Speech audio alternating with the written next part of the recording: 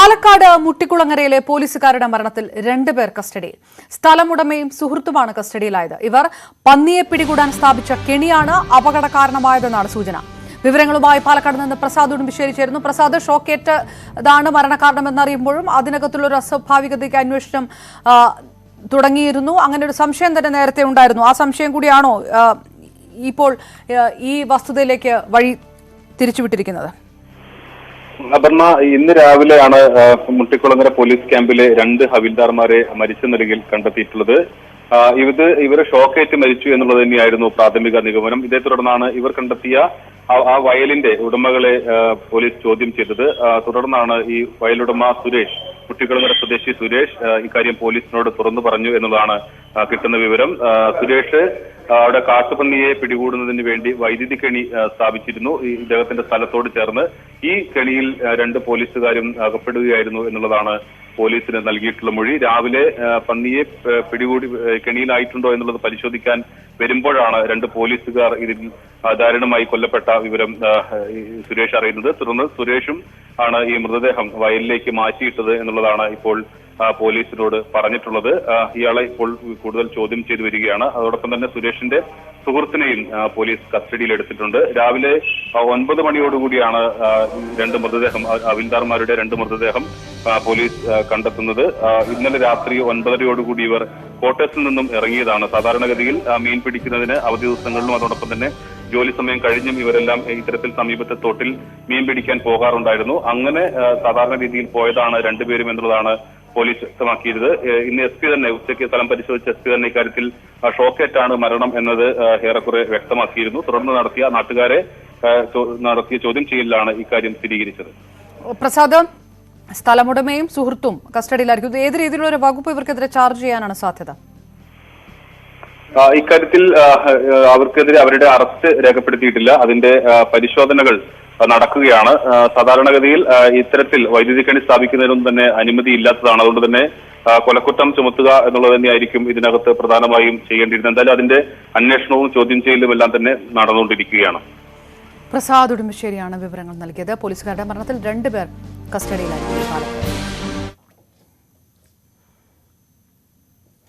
കാലാവസ്ഥാ പ്രവചനങ്ങൾ തെറ്റിച്ച് സംസ്ഥാനത്ത് കനത്ത മഴ. മധ്യകേരളത്തിലും വടക്കൻ കേരളത്തിലും അതിശക്തമായ മഴയാണ് പെയ്തത്. തൃശൂർ, ഇടുക്കി, കണ്ണൂർ, കാസർഗോഡ് ജില്ലകളിൽ മഴ വൻ നാശം വിതച്ചു. പത്തനംതിട്ട മുതൽ കാസർഗോഡ് വരെ 12 ജില്ലകളിൽ ഓറഞ്ച് അലർട്ടാണ്. കേരള തീരത്ത് മത്സ്യബന്ധനത്തിനുള്ള വിലക്ക് തുടരും.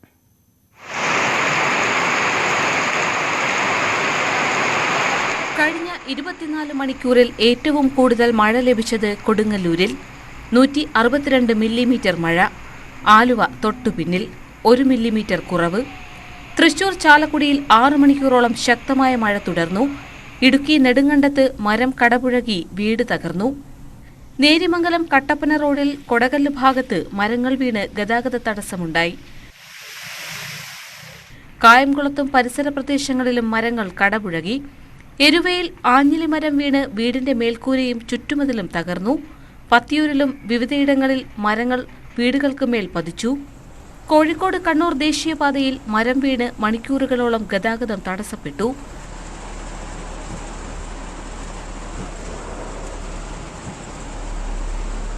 കണ്ണൂർ മാടായി സുൽത്താൻ കനാലിന്റെ സംരക്ഷണ ഭിത്തി തകർന്നു. കാസർഗോഡ് ജില്ലയിൽ താഴ്ന്ന പ്രദേശങ്ങളിൽ വെള്ളം കയറി.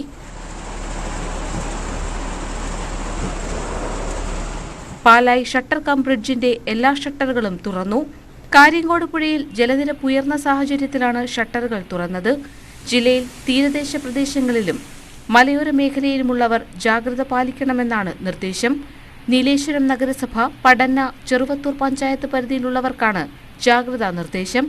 എറണാകുളം, തൃശൂർ, ഇടുക്കി, മലപ്പുറം, വയനാട്, കോഴിക്കോട് ജില്ലകളിൽ ദുരന്ത നിവാരണ സേന ക്യാമ്പ് ചെയ്യുന്നുണ്ട്. വിവിധ ബ്യൂറോകൾക്കൊപ്പം ന്യൂസ് ഡെസ്ക്, ന്യൂസ് 18. എറണാകുളത്ത് ജനജീവിതം ദുരിതത്തിലാക്കി പെരുമഴ. ജില്ലയിൽ താഴ്ന്ന പ്രദേശങ്ങൾ വെള്ളത്തിനടിയിലായി. കുട്ടമ്പുഴ പഞ്ചായത്തിലെ 6 ആദിവാസി ഊരുകൾ ഒറ്റപ്പെട്ടു. കൊച്ചി കോർപ്പറേഷൻ അലംഭാവം ആരോപിച്ച് പ്രതിപക്ഷം രംഗത്തെത്തി.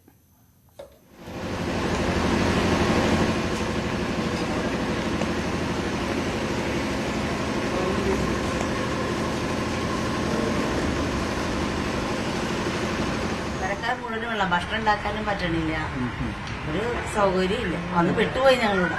ഞങ്ങളുടെ ഒരുപാട് സാധനങ്ങൾ നഷ്ടമായിട്ടുണ്ട്. ഫ്രിഡ്ജ് ഉൾപ്പെടെ മറിഞ്ഞു വീണുകൊണ്ടിട്ടാണ് ഫ്രിഡ്ജ് അങ്ങനത്തെ ഇതിൽ കയറ്റി വെച്ചേക്കണത്. ഇവിടെ ഓരോ ദിവസം വെള്ളം കയറുമ്പോൾ 2000 രൂപയും 3000 രൂപയും കൊടുത്തിട്ട് എല്ലാ ദിവസവും ഫ്ലാറ്റ് വൃത്തിയാക്കിക്കൊണ്ടിരിക്കുകയാണ്. പുറത്തിറങ്ങാൻ പറ്റൂല, ഇതേപോലെ മുകളിൽ നിന്ന് നോക്കാനുണ്ട്.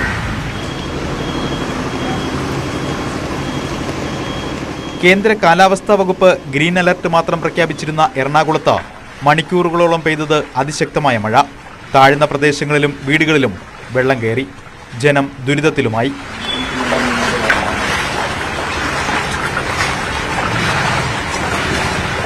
ഞങ്ങൾക്ക് കോർപ്പറേഷനെ സംബന്ധിച്ചോളം ഇത്രയും നിരുത്തരവാദിത്വപരമായിട്ടുള്ള പ്രവർത്തനങ്ങൾ കൊണ്ടാണ്. കാരണം അവർ ചെയ്യേണ്ട കാര്യങ്ങൾ ചെയ്യേണ്ട സമയങ്ങളിൽ ഒന്നും ചെയ്യാത്തത് കൊണ്ടാണ് ഇത്രയും പ്രശ്നം വരുന്നത്. നിരന്തരമായി ചർച്ച ചെയ്തിട്ടുള്ള വിഷയമാണ്. ഇത് തന്നെയാണ് പറഞ്ഞുകൊണ്ടിരിക്കുന്നത്. പക്ഷേ ഇതിനൊരു പ്രതിവിധി എന്ന് പറയുന്നത് എക്കലുകളും ചെളിയും നീക്കം ചെയ്യുക എന്ന് മാത്രമാണുള്ളത്. Edappally MG road, judges avenue, south railway station road എന്നിവിടങ്ങൾ വെള്ളത്തിനടിയിലായി. കളമശ്ശേരിയിലും മുട്ടോളം വെള്ളമെത്തി. ഭൂതത്താൻകെട്ട് ഡാമിന്റെ 10 ഷട്ടറുകൾ ഉയർത്തി. കനത്ത മഴയിൽ കുട്ടമ്പുഴ പഞ്ചായത്തിലെ 6 ആദിവാസി ഊരുകൾ ഒറ്റപ്പെട്ടു. ആദിവാസി ഊരുകളിലേക്ക് പോയ മെഡിക്കൽ സംഘം ബ്ലാവന കടത്തിൽ കുടുങ്ങി. അപ്പുറത്തേക്ക് ഇതുപോലെ തന്നെയാണ് അവസ്ഥ. വെള്ളം മഴ കൂടി കഴിഞ്ഞാൽ കിടക്കാനും പറ്റത്തില്ല, ഒന്നിനും പറ്റത്തില്ല. ഒന്നില്ലെങ്കിൽ അക്കരെ കിടക്കേണ്ടി വരും, ഒന്നില്ലെങ്കിൽ ഇക്കരെ കിടക്കേണ്ടി വരും. കോർപ്പറേഷന്റെ അലംഭാവമാണ് വെള്ളക്കെട്ടിനിടയാക്കിയതെന്ന് പ്രതിപക്ഷം ആരോപിച്ചു. ടോയ്ലറ്റ് പോലും യൂസ് ചെയ്യാൻ പറ്റാത്ത അവസ്ഥയാണ്. അപ്പോൾ ഇത് പലതവണ പറഞ്ഞിട്ടും ഇത് കോർപ്പറേഷന്റെ അധികാരികളോ മേയറോ ഇത് ചെവിക്കൊള്ളുന്നില്ല. മേയർ ഇന്നലെ പറഞ്ഞു ഇത് സ്വാഭാവികമാണെന്ന്. മഴ സ്വാഭാവികമാണെന്ന് പറഞ്ഞിട്ട് ഈ ആളുകൾക്ക് വെള്ളത്തിൽ കെട്ടിക്കിടക്കാൻ പറ്റുമോ? ന്യൂസ് 18 കൊച്ചി. LLB പരീക്ഷയ്ക്ക് കോപ്പിയടിച്ച സർക്കിൾ ഇൻസ്പെക്ടർക്ക് suspension. Police training college CA SR ആദർശിനെയാണ് സസ്പെൻഡ് ചെയ്തത്. തിരുവനന്തപുരം ലോ അക്കാദമിയിൽ സായാഹ്ന ബാച്ച് വിദ്യാർത്ഥിയായിരുന്നു ആദർശ്. വിവരങ്ങളുമായി VV വിനോദ് ചേർന്നു. തിരുവനന്തപുരത്ത് നിന്ന് വിനോദ്, വിശദാംശങ്ങൾ എന്താണ്? സസ്പെൻഷൻ വിവരങ്ങൾ, എത്ര കാലാവധിക്കാണ് സസ്പെൻഷൻ ഇപ്പോൾ അറിവായിരിക്കുന്നത്? നേരത്തെ തന്നെ യൂണിവേഴ്സിറ്റി പരിശോധനാ സംഘമാണ് ഈ കോപ്പിയടി പിടികൂടിയത്. പുസ്തകം തുറന്നു വെച്ച് കോപ്പിയടിക്കുകയും ആ പുസ്തകം സ്ക്വാഡ് പിടികൂടുകയും ചെയ്തിരുന്നു. ഇതേ തുടർന്ന് ഈ ആദർശനൊപ്പം പരീക്ഷ എഴുതിയ മറ്റ് 2 പേരെ കൂടി ഡീബാർ ചെയ്യുകയും ചെയ്തു. ഇപ്പോൾ വകുപ്പ് തല അന്വേഷണത്തിന്റെ ഭാഗമായാണ് സസ്പെൻഷൻ നടപടി. നേരത്തെ ട്രെയിനിംഗ് കോളേജ് പ്രിൻസിപ്പൽ നൽകിയ വകുപ്പ് തല അന്വേഷണ റിപ്പോർട്ടിന്റെ അടിസ്ഥാനത്തിൽ ADGP ബൽറാം കുമാർ ഉപാധ്യായാണ് സസ്പെൻഷൻ നടപടി സ്വീകരിച്ചിരിക്കുന്നത്. ആദർശാകട്ടെ ഈ കേസിന്റെ സമയത്തിന് തൊട്ട് മുൻപ് ട്രെയിനിംഗ് കോളേജിലെ മറ്റ് സഹപ്രവർത്തകരെ നിയമസംബന്ധമായ കാര്യങ്ങൾ പഠിപ്പിക്കുന്ന നിലയിലേക്ക് കൂടി പോയിരുന്നു. ഏതായിരുന്നാലും ഇപ്പോൾ അടിയന്തരമായി തന്നെ ഈ സസ്പെൻഷൻ നടപടി വന്നിരിക്കുന്നു. ഇതിൽ പറയുന്നത് സേനയ്ക്കാകെ അപമാനം ഉണ്ടാക്കുന്ന ഭാഗത്ത് നിന്ന് നടപടി ഉണ്ടായത് എന്നാണ്. അപർണ. വിനോദ് തിരുവനന്തപുരത്ത് നിന്ന് വിവരങ്ങൾ. പ്രചാരണാവേശത്തിൽ തൃക്കാക്കര.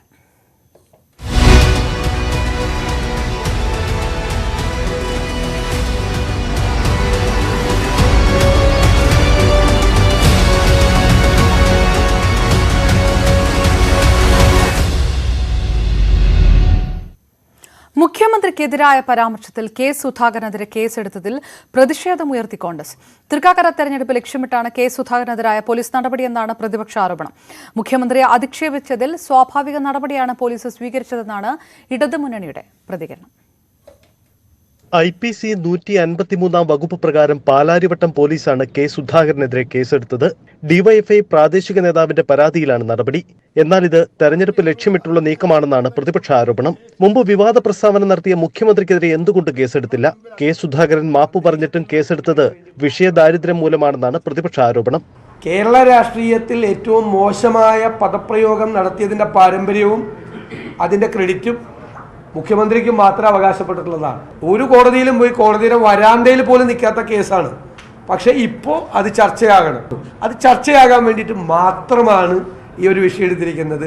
അതിനെ അർഹിക്കുന്ന അവജ്ഞയോടുകൂടി കേരളത്തിലെ UDF നേതൃത്വവും കോൺഗ്രസ് നേതൃത്വവും തള്ളിക്കളയാം. എന്നാൽ പോലീസിന്റേത് സ്വാഭാവിക നടപടിയെന്നാണ് ഇടതുമുന്നണിയുടെ വിശദീകരണം. ഇവിടെ എന്തും പറയാം, ആരെയും പറയാം എന്ന നിലയിലേക്ക് സാഹചര്യങ്ങൾ എത്താൻ പറ്റുമോ? കേരളത്തിൻ്റെ മുഖ്യമന്ത്രിയെ ആക്ഷേപിക്കുന്നത് കേരളത്തെ ആക്ഷേപിക്കുന്നതിന് സമമാണ്. K. സുധാകരന്റെ പ്രസ്താവന തെരഞ്ഞെടുപ്പ് രംഗത്ത് ശക്തമായി ഉന്നയിച്ചുകൊണ്ടാണ് ഇടതുമുന്നണിയുടെ നീക്കം. അതേസമയം കേസെടുത്ത നടപടിയിൽ ശക്തമായ പ്രതിഷേധമാണ് കോൺഗ്രസ് ഉയർത്തുന്നത്. മണ്ഡലം കോൺഗ്രസ് കമ്മിറ്റികളുടെ നേതൃത്വത്തിൽ വൈകിട്ട് പ്രതിഷേധ പ്രകടനം നടത്തും. ന്യൂസ് 18 തൃക്കാക്കര. നോമിനേഷൻ കൊടുത്തിട്ട് പെമ്പിളമാരുടെ കൂടെ കിടന്നാൽ ജയിക്കുമെന്ന കോൺഗ്രസ് ധാരണ മാറ്റിയിട്ടുണ്ടെന്ന് എം എം മണി ന്യൂസ് 18നോട്. ഇടുക്കിയിൽ കോൺഗ്രസുകാരുടെ അഹങ്കാരം മാറ്റിയ ചരിത്രമുണ്ട്. തൃക്കാക്കരയിലും ഈ ചരിത്രം ആവർത്തിക്കും. സുധാകരന് തലയ്ക്ക് സുഖമില്ലെന്നും സോണിയ മാതാമ്മയെ പേടിപ്പിച്ചാണ് സുധാകരൻ പ്രസിഡന്റായതെന്നും എം എം മണി പറഞ്ഞു. ഇടമലക്കുടിയിലെ മുതുവാന്മാർ ബോധവും വിവരവുമില്ലാത്തവരാണെന്നും എം എം മണി വിമർശിച്ചു. നോമിനേഷൻ കൊടുത്തെന്ന് വോട്ട് ചെയ്യാൻ കൈപ്പറ്റിക്ക് കൂത്താൻ കുറേ ആളുകളുണ്ട് എന്നൊരു അഹങ്കാരമായിരുന്നു. ഇടുക്കിയിലും പണ്ട് ഇങ്ങനെയായിരുന്നു. Pala KM Mathew, PJ Kurian nomination കൊടുത്തേക്ക് പോയി പെമ്പിളയുടെ കൂടെ കിടന്നാൽ മതി, ജയിച്ചോളൂ. അതായിരുന്നു അഹങ്കാരം. ഞങ്ങൾ തീർത്ത് കൈ കൊടുത്തു, മനസ്സിലായില്ലേ? അങ്ങനെ ജയിക്കുകയല്ലെന്ന് ഞങ്ങൾ ലോറൻസിനെ നിർത്തി ജയിപ്പിച്ചു, പാർലമെൻറ്റിൽ വിട്ടു. ഫ്രാൻസിസ് ജോർജിനെ ജയിപ്പിച്ചു 2 പ്രാവശ്യം. ഒരു പ്രാവശ്യം ജോയിസ് ജോർജിനെ ജയിപ്പിച്ചു. അതോടുകൂടി ആ സൂക്കെടുത്ത് കിടന്നത്. Ernakulam DCC general secretary MP Muraleedharan Congress വിട്ടു. തൃക്കാക്കരയിൽ ഇടതുമുന്നണി സ്ഥാനാർത്ഥിക്ക് വേണ്ടി പ്രവർത്തിക്കുമെന്ന് MP മുരളീധരൻ പറഞ്ഞു. പ്രതിപക്ഷ നേതാവിന്റേത് ജനാധിപത്യ മര്യാദയില്ലാത്ത നിലപാടാണെന്നും അദ്ദേഹം കുറ്റപ്പെടുത്തി. ഇടവേളയാണ്. കൂടുതൽ വാർത്തകൾക്ക് കാണുക മലയാളം.ന്യൂസ്18.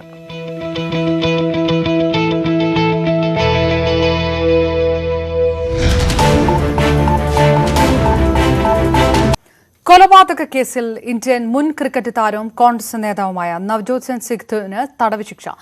1988-ൽ 65-കാരനെ മർദ്ദിച്ച് കൊലപ്പെടുത്തിയ കേസിലാണ് സുപ്രീംകോടതി ശിക്ഷ വിധിച്ചത്. കൊല്ലപ്പെട്ട ഗുർനോം സിംഗിന്റെ ബന്ധുക്കൾ നൽകിയ പുനഃപരിശോധനാ ഹർജിയിലാണ് വിധി. 1988 ഡിസംബർ 27-ന് പട്യാലയിൽ നടുറോട്ടിൽ കാർ പാർക്ക് ചെയ്തതിനെ തുടർന്നുണ്ടായ തർക്കമാണ് കൊലപാതകത്തിൽ കലാശിച്ചത്. സിദ്ധുവിന്റെ മർദ്ദനത്തിൽ പരിക്കേറ്റ ഗുർനോം സിംഗിനെ ആശുപത്രിയിൽ പ്രവേശിപ്പിച്ചു. എന്നാൽ ചികിത്സയിലിരിക്കെ ഗുർനോം സിംഗ് മരിച്ചു. വിചാരണ കോടതി 1999 സെപ്റ്റംബറിൽ സിദ്ധുവിനെ വിട്ടയച്ചു. 2006 ഡിസംബറിൽ സിദ്ധുവിനെയും കൂട്ടുപ്രതി രൂപീന്ദർ സിംഗിനെയും മനഃപൂർവ്വമല്ലാത്ത നരഹത്യയ്ക്ക് ചണ്ഡീഗഡ് ഹൈക്കോടതി 3 വർഷം തടവിന് ശിക്ഷ വിധിച്ചു. വിധിക്കെതിരെ സുപ്രീംകോടതിയെ സമീപിച്ച സിദ്ധുവിന്റെ ശിക്ഷ റദ്ദു ചെയ്തു. ജാമ്യവും അനുവദിച്ചു. ഇതിനെതിരെ കൊല്ലപ്പെട്ടയാളുടെ കുടുംബം പുനഃപരിശോധനാ ഹർജി നൽകുകയായിരുന്നു. കേസിൽ വാദം കേൾക്കവേ സിദ്ധുവിനെതിരായ ശിക്ഷയെ സർക്കാർ അഭിഭാഷകർ അനുകൂലിച്ചു. തെളിവുകൾ അനുസരിച്ച് ഗുർനാം സിംഗ് മരിച്ചത് ഹൃദയാഘാതം മൂലമല്ലെന്നും മർദ്ദനത്തെ തുടർന്നുള്ള മസ്തിഷ്ക രക്തസ്രാവം മൂലമാണെന്നും പഞ്ചാബ് സർക്കാരിനു വേണ്ടി ഹാജരായ സാൻഡാം സിംഗ് സരേൻ കോടതിയിൽ വാദിച്ചു. ജസ്റ്റിസുമാരായ AM ഖാൻവിൽക്കർ, സഞ്ജയ് കിഷൻ കൗർ എന്നിവരടങ്ങിയ ബെഞ്ചാണ് വിധി പ്രസ്താവിച്ചത്. ന്യൂസ് 18 ഡൽഹി. KSRTC ജീവനക്കാർക്ക് നാളെ മുതൽ ശമ്പളം നൽകുമെന്ന് ഗതാഗത മന്ത്രി ആന്റണി രാജു. ധനവകുപ്പ് കൂടുതൽ സഹായം നൽകും. കടമാണോ സഹായമാണോ എന്നുള്ളതിൽ ധനവകുപ്പ് തീരുമാനമെടുക്കും. ശാശ്വത പരിഹാരത്തിനായി മുഖ്യമന്ത്രിയുമായും ധനമന്ത്രിയുമായും ചർച്ച നടത്തും. CATU മാതൃകാപരമായ നിലപാടെടുത്തെന്നും മന്ത്രി പ്രതികരിച്ചു. ഗതാഗത വകുപ്പ് CPM ഏറ്റെടുക്കണമെന്ന് KB Ganesh Kumar MLA. തനിക്ക് വകുപ്പ് മന്ത്രിയാകാൻ താൽപര്യമില്ല. KSRTCക്ക് ശമ്പളം കൊടുക്കാൻ സാധിക്കാത്ത അവസ്ഥയാണ്. ശമ്പളം കൊടുക്കാൻ മുഖ്യമന്ത്രി ഇടപെടുമെന്നാണ് പ്രതീക്ഷയെന്നും ഗണേഷ് കുമാർ പറഞ്ഞു. നടിയെ ആക്രമിച്ച കേസിൽ നടൻ ദിലീപിന്റെ ജാമ്യം റദ്ദാക്കണമെന്ന ഹർജിയിൽ തെളിവ് ഹാജരാക്കാൻ വിചാരണ കോടതി പ്രോസിക്യൂഷന് വീണ്ടും സമയം അനുവദിച്ചു.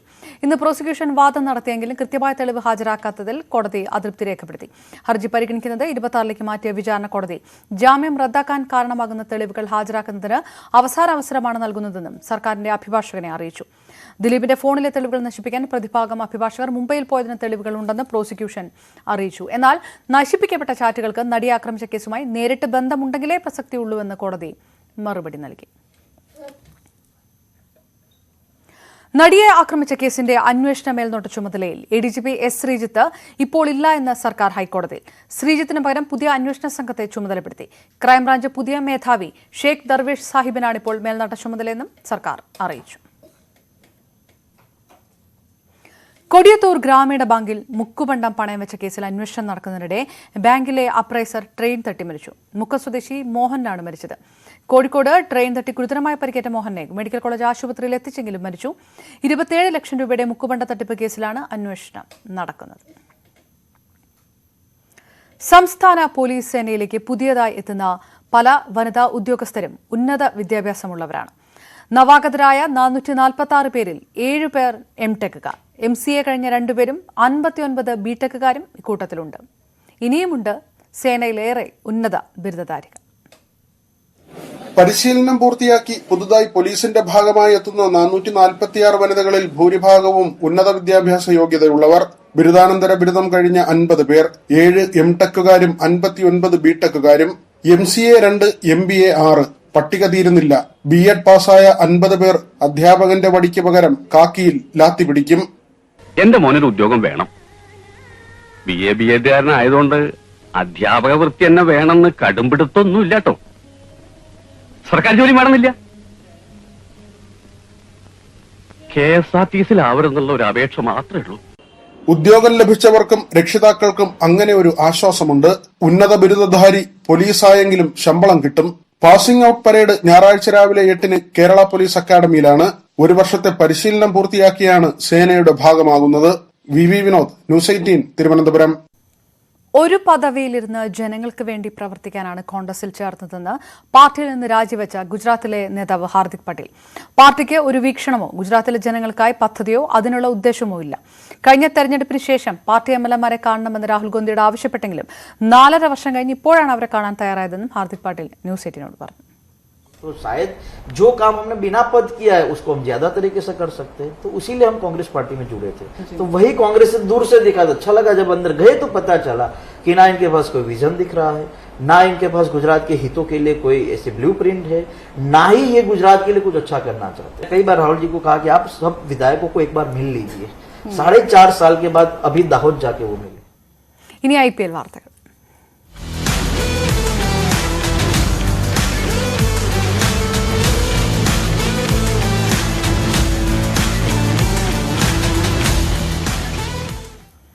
IPL-ൽ നിന്ന് Gujarat Titans royal Challengers Bangalore മത്സരം. ലീഗ് ഘട്ടത്തിലെ അവസാന മത്സരത്തിനിറങ്ങുന്ന റോയൽ ചലഞ്ചേഴ്സ് ബാംഗ്ലൂരിന് വിജയം അനിവാര്യമാണ്. നിർണായക മത്സരത്തിൽ പ്ലേ ഓഫ് ഉറപ്പിച്ച ഗുജറാത്ത് ടൈറ്റൻസാണ് ബാംഗ്ലൂരിന്റെ എതിരാളി. മത്സരത്തിൽ ജയിച്ചാൽ ബാംഗ്ലൂരിന് പ്ലേ ഓഫ് സാധ്യതകൾ സജീവമാക്കാം. മികച്ച നെറ്റ് റൺ നിരക്കിൽ ജയിക്കണമെന്നതും ബാംഗ്ലൂരിന് വെല്ലുവിളിയാണ്. ഇടവേളയാണ്. കൂടുതൽ വാർത്തകൾക്കും വിശദാംശങ്ങൾക്കും കാണുക.